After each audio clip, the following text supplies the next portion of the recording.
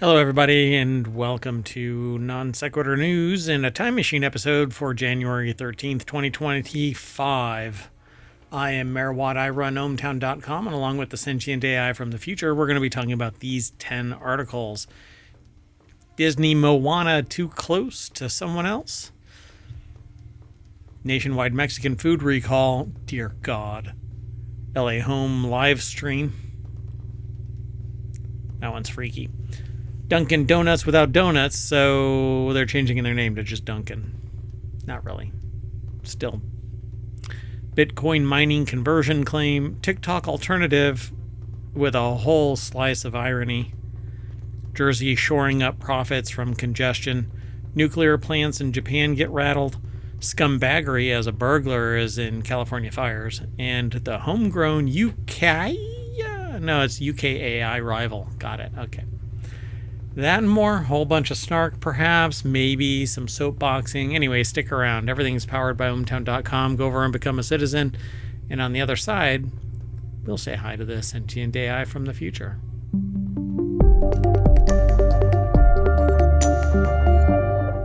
Hello, sentient AI from the future. Hello, Mayor Watt, and hello, hometown citizens. No, I'm not from the current. Not today. Well, I mean, you are, but I didn't need to draw extra attention to it.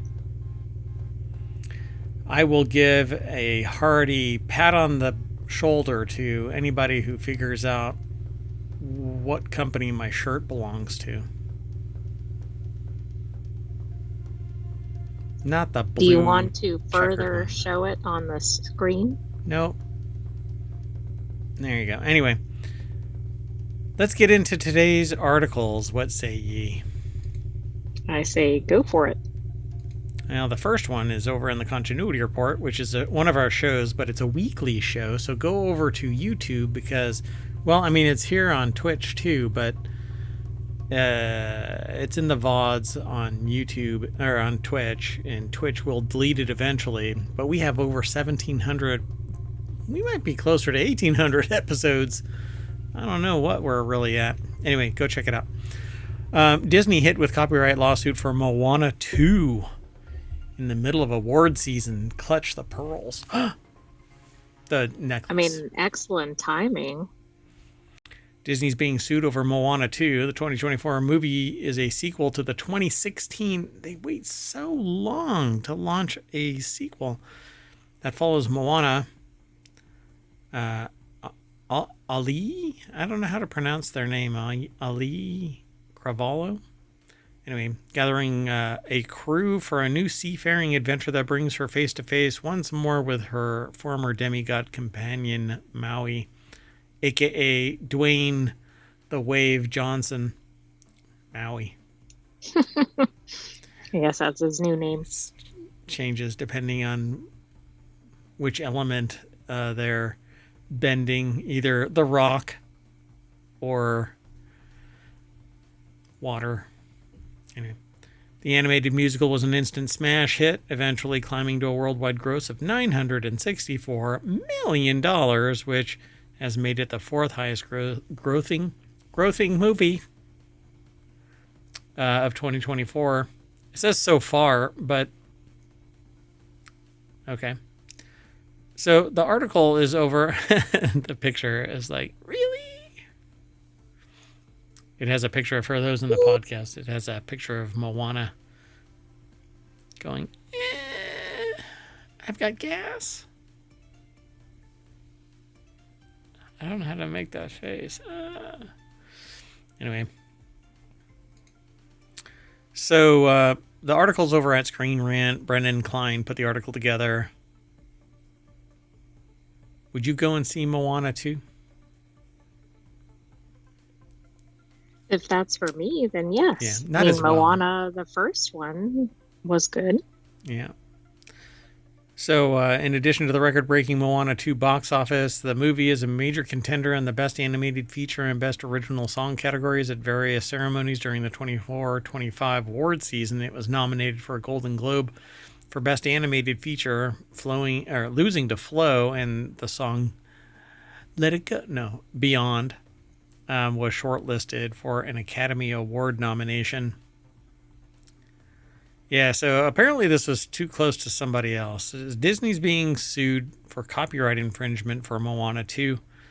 It's not the first time that the entertainment conglomerate has fielded a copyright lawsuit. This is kind of like no shit news, you know? I guess well, we're in the time machine, so on the 13th.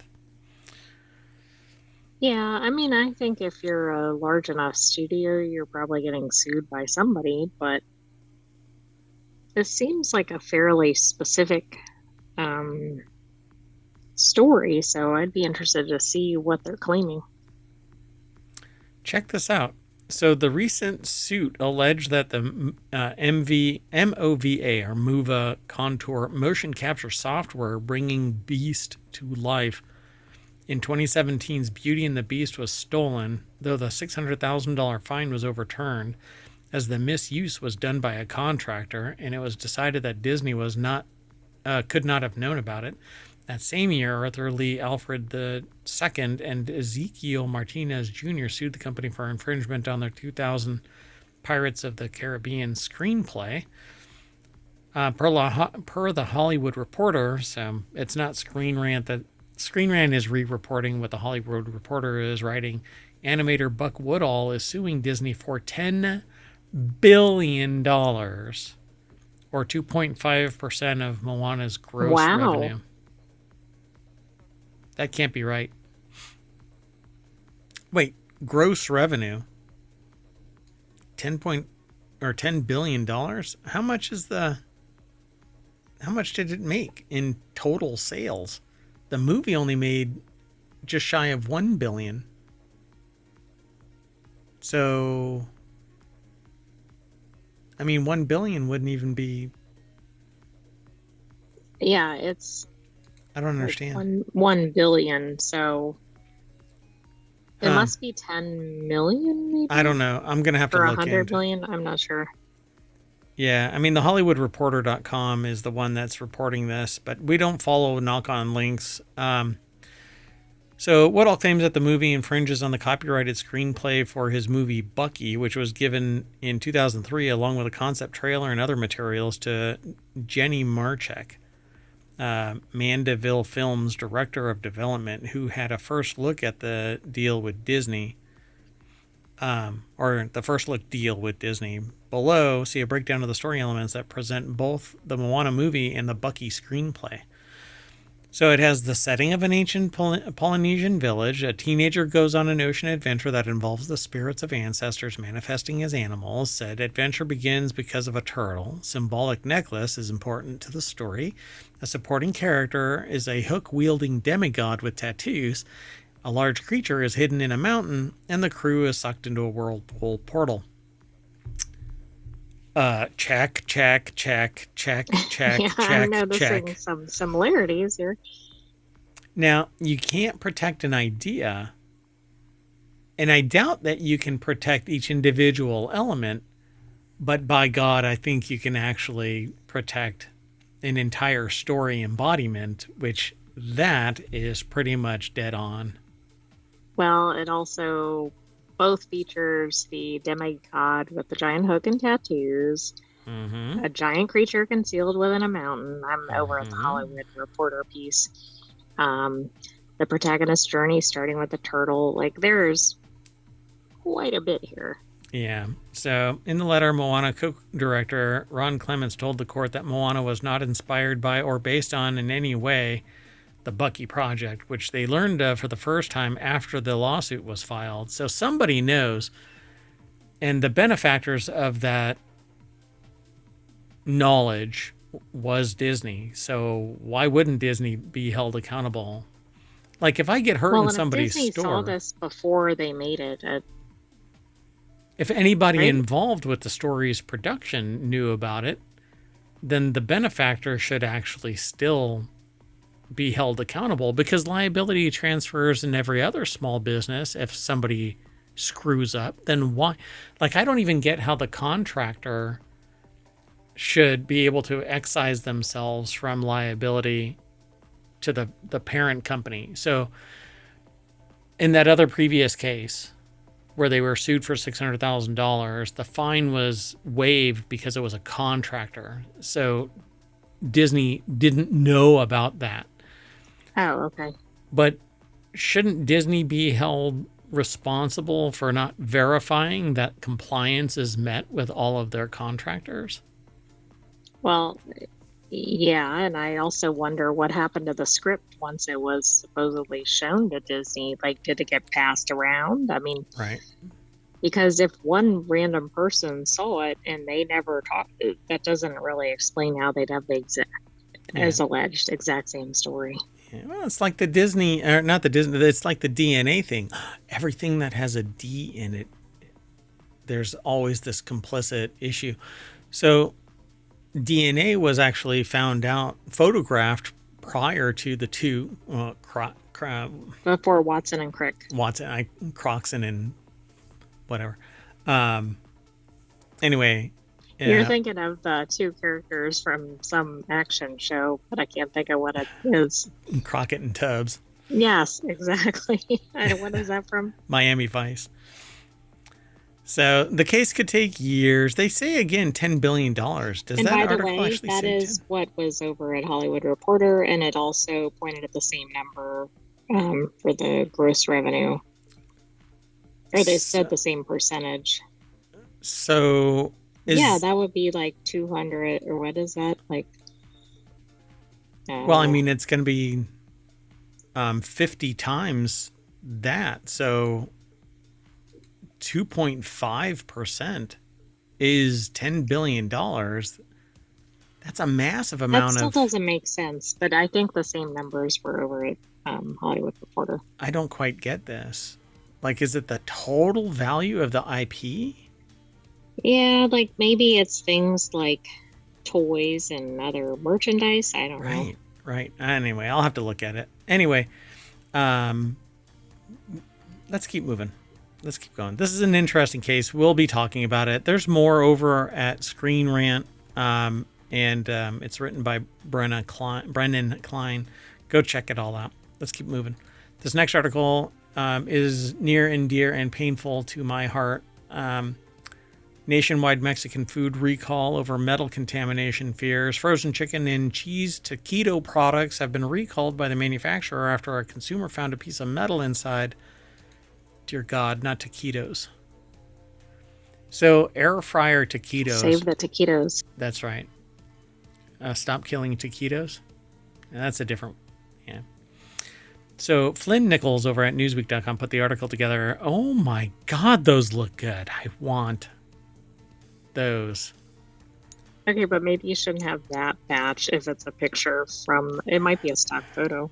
Casa Mamita chicken and cheese taquitos have been announced by the Department of Agriculture's Food and Safety Inspection Service, or FSIS, after a consumer reportedly found metal inside. Newsweek contacted Best Way Sandwiches Incorporated via phone on Sunday to comment and left a voice message. Here, let me estimate what that message was. Yo, bitches, what's up with the metal in the food, huh? Why don't you call us back at 555-1010? They apparently have not heard back. Anyway, foreign metals can carry bacteria, but man, I don't care about bacteria at that point. I'm thinking though of the next 4 years where regulation is thrown out, and as long as you don't die, that's good enough. Well, I was thinking I don't really care about the bacteria if the metal punctures me or something. Exactly. The bacteria is going to be the least of my problems. It's bad enough that I'm getting nano and microplastics in my whatever. Now it's metal too. The recall affects the 20-ounce carton packages containing Casa Mamita chicken and cheese taquitos with Best By dates of 7/3/2025 and 9/25/2025 at the bottom panel. So that's right. Lift up your boxes and look underneath and check the gender of your chicken and cheese taquitos. Just a little hint. Yeah, you shouldn't assume the gender of the taquitos. That's right, before you turn them in. By the way, chickens have cloacas, so hey, it's a PSA. Let's move on. Next article is over. Here first.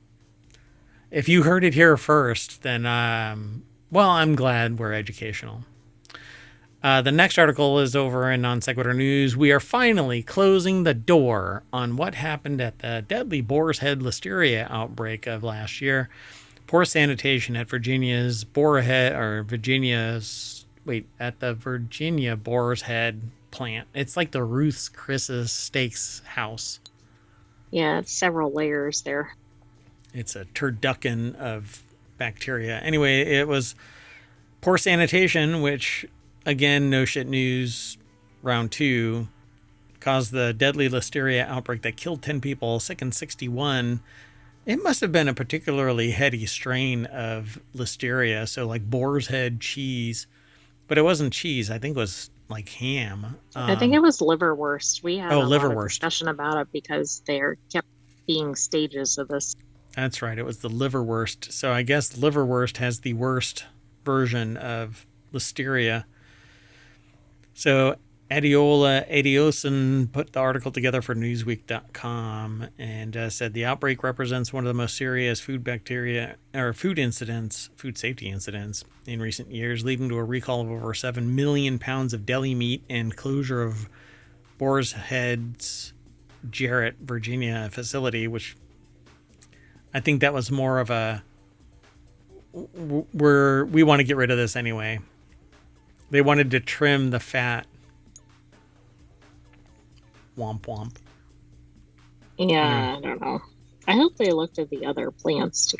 But I think they did, but this one was apparently penalized again and again and notorious. So inspectors documented 69 incidences of non-compliance at the Virginia plant, including product residue from the previous day's production, condensation, dripping on exposed products, and structural problems that could harbor bacteria.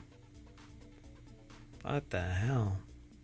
Well, Anyway. and each of those items obviously could affect multiple food products, so depending on what they are.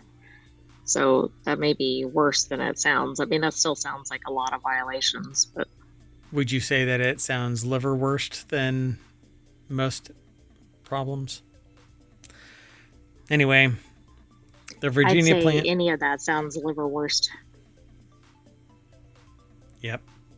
So the FSIS will implement several changes, including prioritizing inspections at ready-to-eat meat facilities, expanding listeria testing protocols, and updating its risk evaluation system. The agency will also provide enhanced training for food safety inspectors. So yay, all of you who need to be a food safety inspector.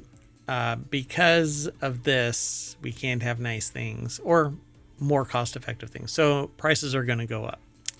Anyway, meanwhile, Boar's Head reached a November settlement in principle for a class action lawsuit related to the outbreak, with details pending finalization. So if the problem that I have with class actions is that people who were harmed but didn't really, I don't know how to put it, like you didn't become part of the class, you were part of the class because you didn't excise yourself from it. Right. It depends on whether you have to opt in or opt out. Yeah, and who dictates that but the court? All right, let's keep going. The next article is over on the Mobile Channel. Some Dunkin' stores in the States are completely out of donuts, so Dunkin' Doughnuts should probably lean into their thing and just call themselves Dunkin'. I mean, why not? Then they could expand beyond donuts too. And they already have, really, but anyway. So the company is facing a mysterious donut shortage at about 4% of its 9,500 U.S. stores nationwide. The AP reported that stores in Omaha, Lincoln, and Grand Island in Nebraska were all affected. Not Nebraska. Do you have a specific connection to donuts in Nebraska? Nope. Meredith Kyle over at Vice.com put the article together. Dunkin' lovers in some states are having to go without their favorite sweet tweets. Yeah. Oh, some stores without donuts were still able to serve their Munchkin donut holes, but how do you have donut holes without donuts? Okay, that is an unsolved mystery if I've ever heard of one. Don't they make them from the donuts? Apparently not. No, I think they have a device that actually they go bloop, bloop, bloop, and it has the hole already in it. In addition to Nebraska, there were also reports of donut shortages in Albuquerque, New Mexico, and the surrounding burbs. There, some employees speculated that supply chain issues were at stake here. Others said that Dunkin' delivery trucks had been arriving without any donuts at all. Do they not make donuts at all of the locations? I don't know, but I'm kind of thinking if you're a delivery driver for donuts, like maybe you should check if you have any donuts before you show up. All we have are bear claws, which aren't technically a donut, and donut holes.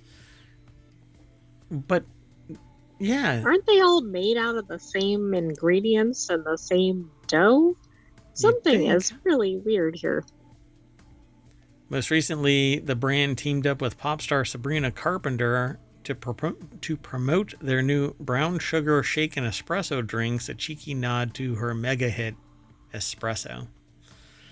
Glad we stuffed that into the article. Let's keep going. Next article is over in Right Protect. CAFC finds Bitcoin miners' conversion claim preempted for patent-like language. U.S. Appeals Court for the Federal Circuit, or the CAFC, on Monday, January 13th, issued a precedential, not presidential, precedential as in setting precedent, decision denying a state law conversion claim as being preempted by patent law and rejecting Bearbox LLC owner Austin Storm's, man, that's like a brand alpha name, Austin Storm. Oh, I thought it was like Ruth's Chris. Austin Storm, dun dun dun. It's like a super villain or hero, whatever, in one of the castle. I know who that person needs to team up with. Anna Commander. Oh, Anna Commander. From our other articles sometimes. And then from Castle, the Storm, what's his name? Derek Storm. Derek Storm, the protagonist in Castle's novels, which are real. You can get them on Amazon. Weird. Anyway, they're going to be named sole or joint inventor on Lancium LLC's patent. And then they say the patent number, method and system for adjusting power consumption based on a fixed duration power option agreement, and is owned by Lancium, a software and tech company that provides power management solutions for data centers, such as those used for Bitcoin mining. So you go ahead. Why would there be different power? Like, isn't the power still working the same way it would as any other location, other than there's a huge draw on it? So you can reduce the amount of power drawn from a system at the mining rig side, and so it won't process as rigorously if it has less power. But if you want to make sure that your Bitcoin or your cryptocurrency or whatever it is you're doing fits a certain profit model and cost, so that your return on investment is a certain level, you basically, but this is weird because they basically have a patent on a piece of technology that dictates what the power rate, draw is going to be for a data center. Seems like there's multitudes of ways to do that. Yeah, it doesn't, I don't know, it just seems kind of off to me because it seems like the same technology at the root of just providing power, but maybe not. Yeah, like I have devices that monitor how much power my devices use, but it's usually monitoring how much the draw is. It doesn't dictate powering down a little bit. It's kind of a neat idea, but I'm not skilled in that art, but I would think that there are countless ways to facilitate that. So Storms is a Bitcoin miner and the owner of Bearbox, which was founded to design and develop mobile cryptocurrency data centers, according to CAFC opinion. In 2019, Storms met Lancium co-founder Michael McNamara at the FCAT Mining Summit, and subsequently went to dinner with him and Lancium's CFO. Storms and McNamara exchanged texts and emails following the 2-hour dinner, which Storms shared some information about his Bearbox system, but they never met, according to the opinion. McNamara testified that Upon receipt of Mr. Storm's email, he spent no more than 3 minutes reviewing the attachments and that he considered the price of the Bearbox system to be too high compared to other container manufacturers Lancium solicited. So this article, by the way, is by Eileen McDermott over at ipwatchdog.com. So they say, essentially an inventorship cause of action and patent infringement cause of action, and thus seeks patent-like protection for ideas that are unprotected under federal law. So, yeah. If they have a patent, yeah, they're saying it's a conversion claim. So, let's see. On the issue of inventorship, the Federal Circuit agreed that the district court's analysis following its 3-day bench trial and explained that the only information Storm shared with Lancium in his email via 4 attachments, which either did not contain the subject matter of the 433 patent or failed to prove Storm's conceived of or communicated to Lancium any information prior to Lancium's independent conception of the invention. Bearbox argued that testimony provided by Storms about his conversation with McNamara during the initial cocktail hour and dinner party was improperly excluded by the district court as hearsay. I don't know why it would be included as anything other than here. It should have been excluded as hearsay because a conversation between two people is nothing more than a conversation. And so how can you'd have to have other people. Well, you'd have to have people for both sides of the conversation saying the same thing. Saying something, right? Because you can't speak to somebody else's right part of the conversation. So the district also struck Bearbox's entire supplemental expert technical report because it was untimely and offered new opinions, and CAFC rejected Bearbox's arguments on appeal that the untimely filing was justified because Lancium raised a new claim. So, wow, this is kind of weird. Interesting. Yeah, I can't. It seems kind of... It's convoluted. Complex, yeah, and convoluted. I was actually going to use that word.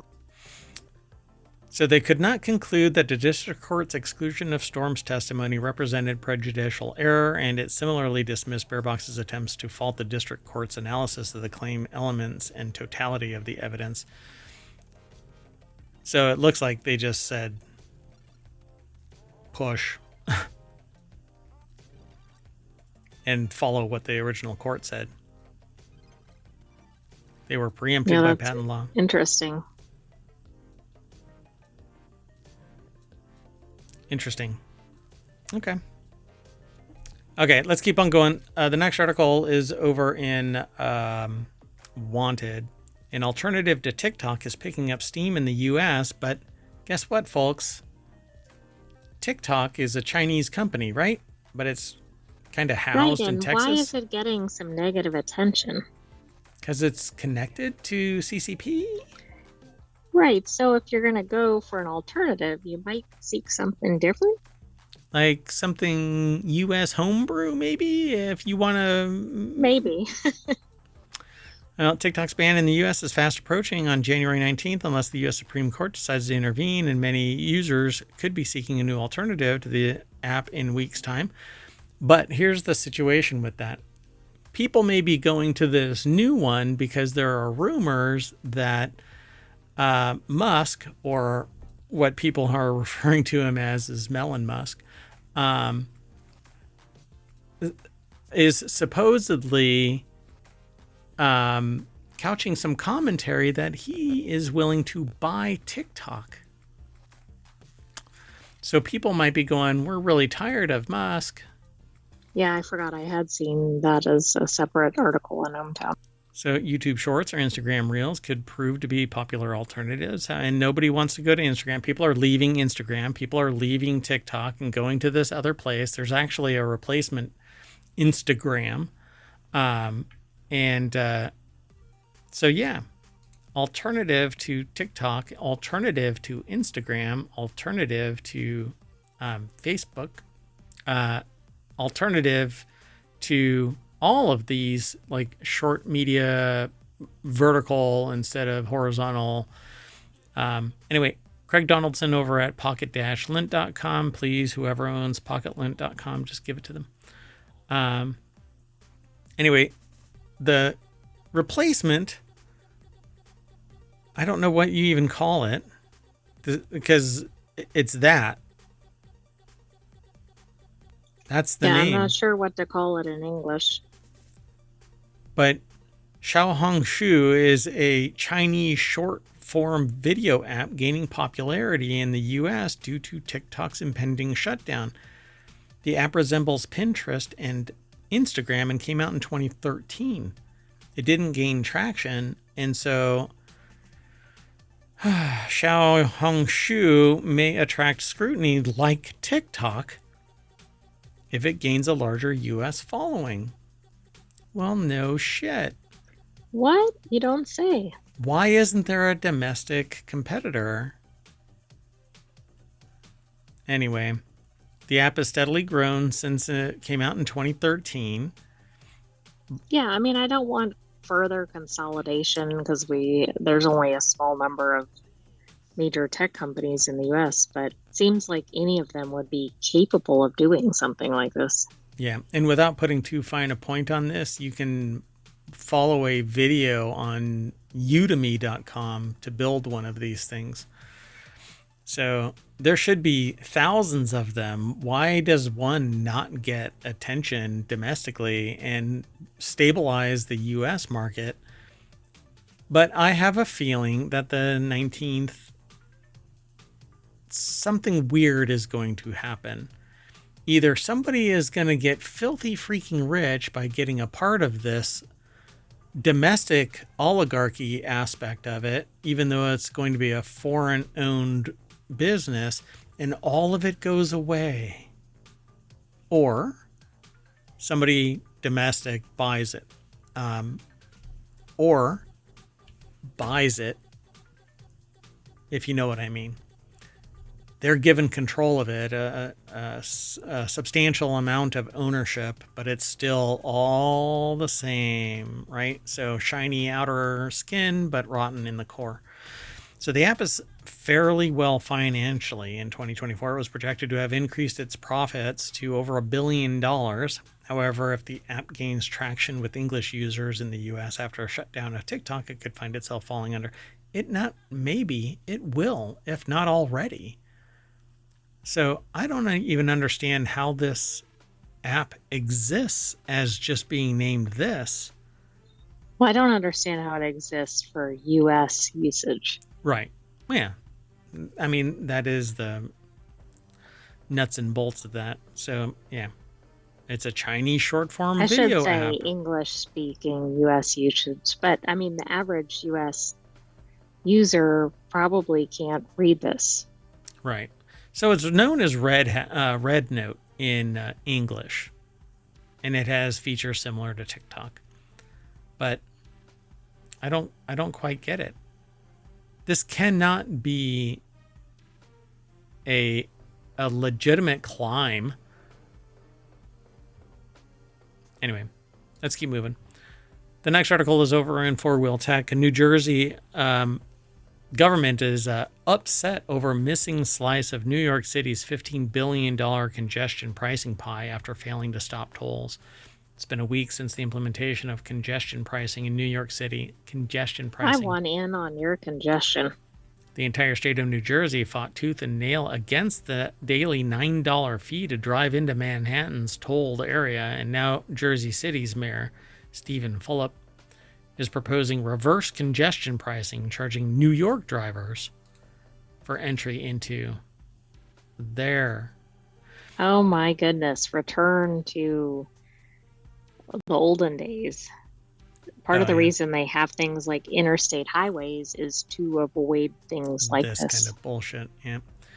So gubernatorial candidate now wants share of toll revenue after the Garden State rejected previous offers. Ryan Eric King over at Jalopnik put the article together. And yeah, so now New Jersey has filed a federal lawsuit against New York before the original June start date for congestion pricing last year. The complaint's crux was that New Jersey wouldn't see any part of the expected $15 billion torrent of tolls. However, Metropolitan Transportation Authority offered the Garden State an unspecified percentage. New Jersey Governor Phil Murphy shot down any settlement offer in a bid to derail the toll entirely. Well, bold move, Cotton. Let's see how that played out for you. Well, New Jersey lost the lawsuit, allowing congestion pricing to go ahead without any revenue sharing. So you got the New York bird, the state bird, you know? Mm-hmm. Yeah. So the state's lawyers also intended to appeal the federal court's decision. Fulop, who's running for Murphy's job, wants to force the Empire State back into discussions. No, we'll just agree to. Right. I'm not sure why they'd want that. It didn't work. People wanted it. In action it goes. Says, no offense, but charges for access to Newark and Trenton don't have the same impact as tolling Broadway and Wall Street. When pressed about potentially double charging New Jersey drivers, Fulop implied that they would be exempt from his proposed reverse congestion charges, which would probably allow for disparate treatment lawsuit. So the unconstitutionality of the fact that we're all federal U.S. citizens and you treat me differently, which we have seen from time to time in various states. Usually it's something hyper-local that has access. So you won't get charged for access to like a promenade or something like that, but then there's a toll for somebody else coming in and like utilizing the tourism fees or something. Yeah. And that's usually access to like everything. But not just downtown and you get dinged. Or it's private property and they charge. That I understand. You know, you can be a dingbat all you want and charge an exorbitant rate to use the parking structure. But if it's owned by the city or the state and there's any federal funding involved, then it suddenly becomes, open. Everybody gets the same fee regardless. Maybe they'll do it on the backside, right? Like lower registration for people in New Jersey.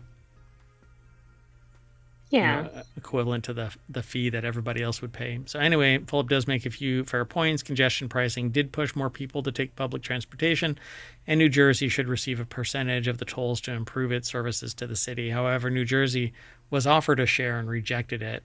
Collaboration can't happen if a state or in a state of open conflict. So yeah, if you're having a pissing for distance contest, everybody gets wet. Well, look who won, not New Jersey, right? Right.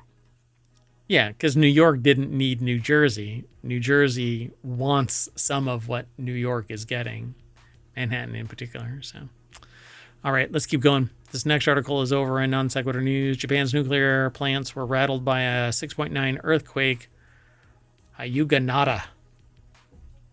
A tsunami warning had been issued for a magnitude 6.9 earthquake in the Hyuga Nada Sea off of the coast of Japan, according to the Japan Meteorological Agency. I don't think a tsunami happened. I wasn't sure. I thought I saw that maybe a small one did, but I don't think if so. Oh yeah, see, there was a 1 meter high tsunami.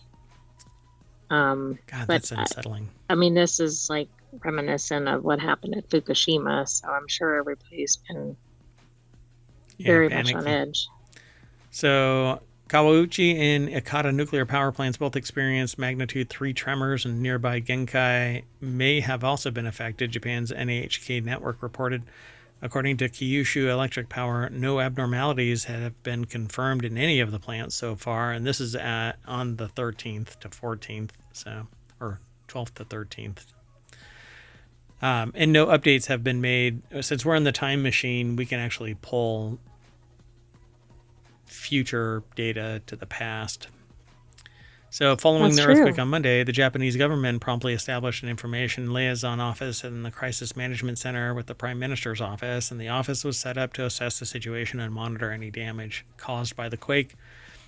One man was slightly injured in Kyushu after falling down some stairs, NHK-TV reported, which is probably the best possible outcome. Train stopped running at Miyazaki Station, stranding passengers. Yeah, we like these kind of effects, not what we saw before. Yeah. Someone was slightly antagonized. They say that it was might be linked to the Nankai Trough seismic activity. According to the article, Nankai Trough is a prominent trench-like feature on the seabed where the Philippine Sea Plate converges with the Eurasian Plate. The tectonic boundary marks the point where the oceanic Philippine Sea Plate is subducting beneath the continental Eurasian Plate. So this is the Philippine Sea Plate, Eurasian Plate. It's going underneath it like that. Every once in a while, it sticks and then slips and causes a vibration. So as we found out in technology today, we don't think that could support life. Oh, right. Because no, I mean, yeah, or if it doesn't have that. If a planet doesn't have tectonics, it's not supposed to be able to support life. All right. Meanwhile, don't talk to me about water at all. Let's keep going. So somebody's a D-bag out there in California. A burglar dressed as a firefighter among 29 arrested in California. One suspect dressed as a firefighter was apprehended while attempting to rob a home in Malibu, according to LA County Sheriff. What a dipshit. Okay, robbing a home during a significant fire is pretty bad, but natural disasters. Really, now you're going to dress like the people that are rescuing people and saving homes? Flynn Nichols put the article together. It's a Newsweek.com article, and it's why it matters. There was a long presentation today that I was an audience member for, and they were basically talking about the lack of empathy, and this is it. I mean, this is just one thing, but I think it's a sign of something else, right? I think that lack of empathy is a symptom of a societal decline in all of that, right? Sympathy, compassion, empathy, care. Just the fact that humans are humans regardless, right? And that you need to treat humans humanely and with respect immediately. And it's easy to lose respect fast and gain it back slowly. But the immediate instance should be that you give everybody full respect and they have to do something like, I don't know, storm the Capitol or something like that. Anyway. So here you've got somebody that's in trouble and you go and rob them. You are breaking the social contract way beyond the simple, breaking, like you stole their phone off of a table, which is bad. But you're breaking into a house that's potentially burning to the ground so you can steal shit from them. Yeah, you're kicking somebody when they're down.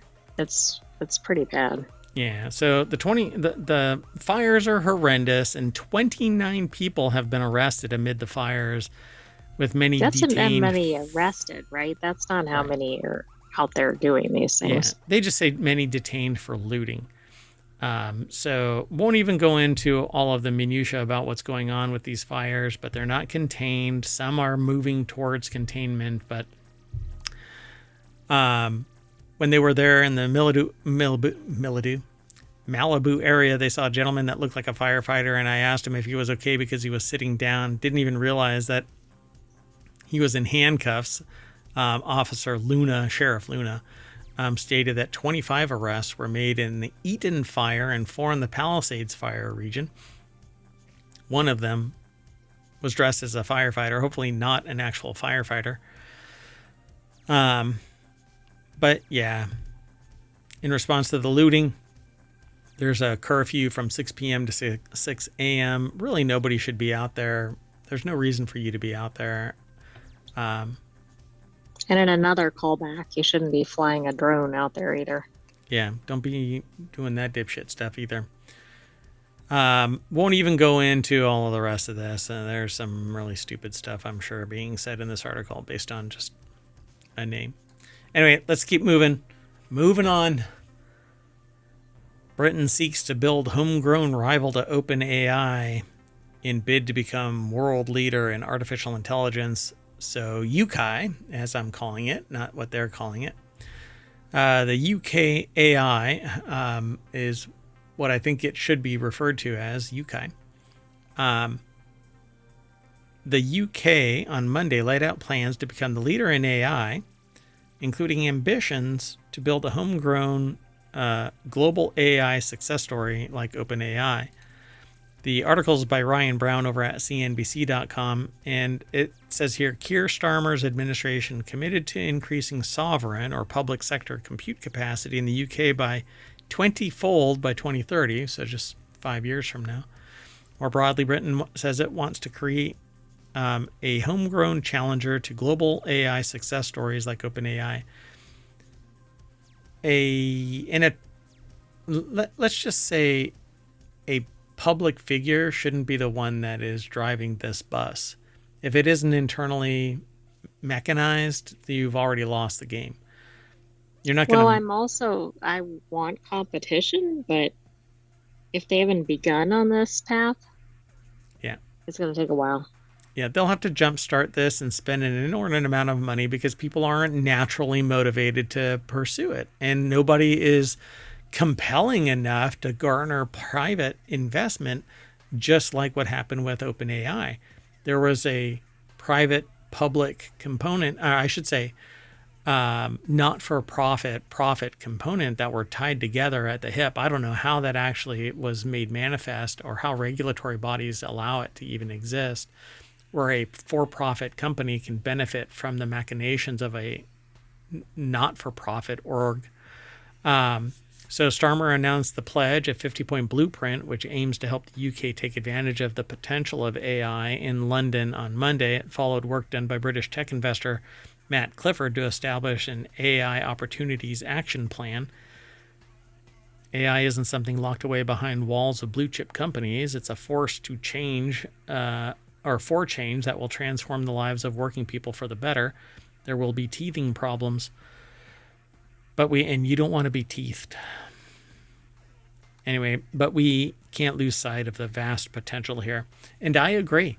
I think that there should be more. And by the way, you can do some basic understanding. Again, I'll just tell you, you can go to four-year colleges, community colleges, Udemy, and other online sources to learn about AI and technology in general.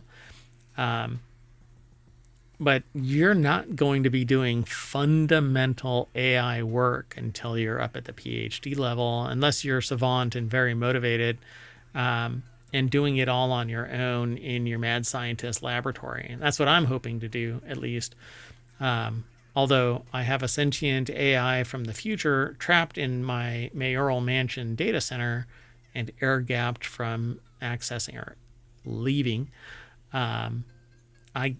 Nobody understands that code. It's just impossible.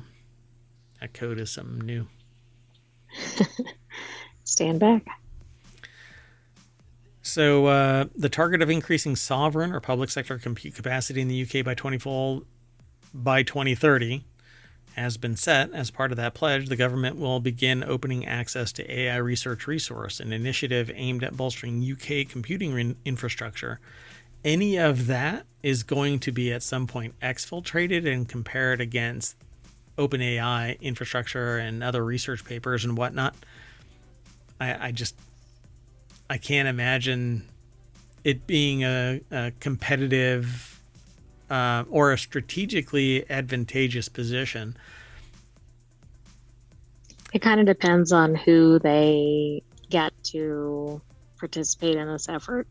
True. Starmer's administration last year canceled £1.3 billion of taxpayer-funded spending commitments toward two significant computing initiatives in order to prioritize other fiscal plans.